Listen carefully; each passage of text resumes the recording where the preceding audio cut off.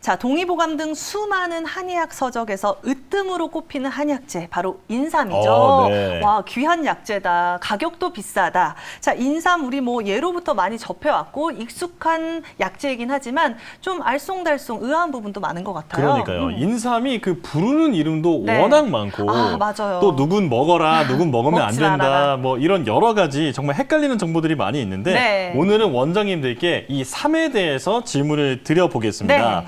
자, 일단은 그 인삼이 네. 어떤 식물이길래 이렇게 귀한 약재로 평가가 되는 건지 네. 배영욱 원장님께서 먼저 설명해 주실까요? 네.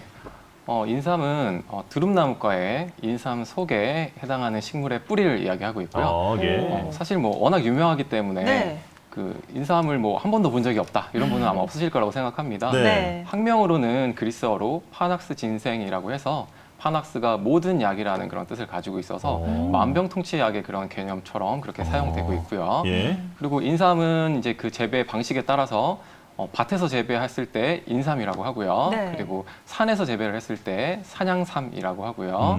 그리고 산에서 자연스럽게 발생한 것을 채취한 것을 산삼이라고 합니다. 예. 그래서 예전에는 뭐 인삼을 구분하지 않고 삼이라고 했었는데 지금은 이런 식의 구분이 또 생겨났고요.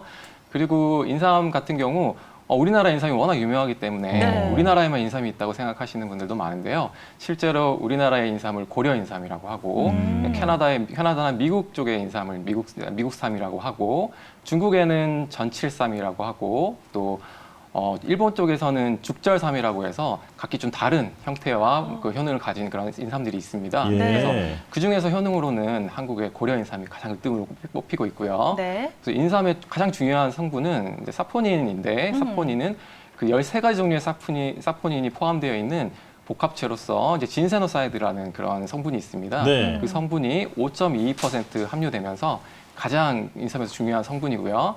면역력 강화와 그다음에 항노화, 항산화 작용이 뛰어난 걸로 밝혀져서 지금 최근에 가장 각광받고 있는 성분이고 그런 효능을 가진 인삼입니다. 네. 네. 원장님 그 인삼에 대한 종류를 말씀해 네. 주셨는데 저는 그 홍삼은 뭔지 홍삼. 홍삼은 그냥 이렇게 빨간 삼이라는 뜻이잖아요. 이게 어떤 과정을 통해서 만들어지는 건가요?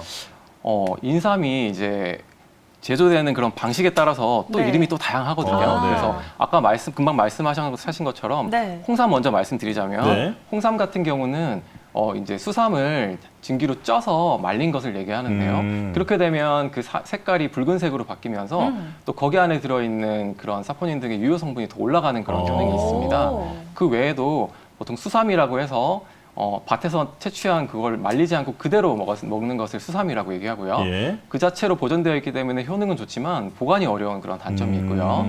그리고 그 수삼의 껍질을 벗겨서 말린 것을 또 백삼이라고 하고요.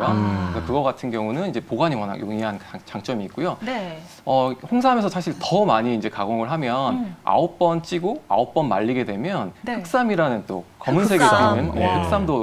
흑삼을 만들 수도 있는데요. 네. 흑삼 같은 경우는 또 그 이제 맛이라거나 효능이 더 뛰어난 것으로 또 알려져 있습니다. 그렇군요. 네. 말씀 듣다 보니까 거의 뭐 명태네요. 네, 뭐 여러 이름이 가지 다양해요. 가공 방식에 따라서 여러 이름으로 불리고 효능도 조금씩 차이가 있다라고 했는데